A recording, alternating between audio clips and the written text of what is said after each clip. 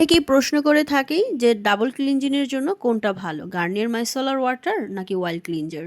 Garnier micellar ওয়াটারটা হচ্ছে যাদের skin অনেক বেশি সেনসিটিভ এবং অয়েলি টু নর্মাল, আর যাদের স্কিনে অনেক ব্রণ আছে এবং কিছু দিলেই জ্বালাপোড়া করে, স্যুট করতে চায় না, তাদের জন্য গার্নিয়ার মাইসেলারটা হচ্ছে বেস্ট। সানস্ক্রিন, মেকআপ এবং দিনের ধুলাবালি তোলার জন্য কিন্তু গার্নিয়ার মাইসেলার ওয়াটার বেস্ট, এবং যাদের বাজেট কম তাদের জন্য কিন্তু গার্নিয়ার মাইসেলার ওয়াটার খুব ভালো।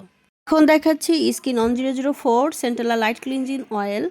এই ক্লিনজিং অয়েলটা মূলত অয়েলি, ড্রাই এবং নর্মাল সব স্কিনের জন্যই পারফেক্ট। এমনকি সেনসিটিভ স্কিন এবং ব্রণ প্রবল স্কিন, যাদের পোর্স অনেক বেশি লক হয়ে যায়, তাদের জন্য কিন্তু সেন্টেলা লাইট ক্লিনজিং অয়েলটা কিন্তু বেস্ট। সানস্ক্রিন কিংবা ওয়াটারপ্রুফ মেকআপ তুলতে কিন্তু এই ক্লিনজিং অয়েলটা দারুণ কাজ করে।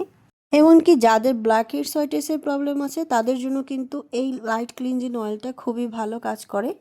মূলত যারা হচ্ছে স্কিনটাকে খুব ডিপলি ক্লিন করতে চান তাদের জন্য কিন্তু এই লাইট ক্লিনজিং অয়েলটাই খুব ভালো হবে।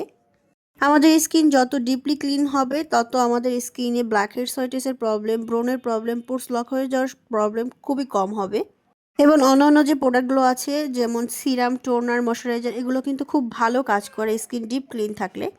তাই অবশ্যই আমাদেরকে ডাবল ক্লিনজিং করতে হবে, আর ডাবল ক্লিনজিং না করলে কিন্তু আমরা কোনো প্রোডাক্টেরই 100% রেজাল্ট পাবো না।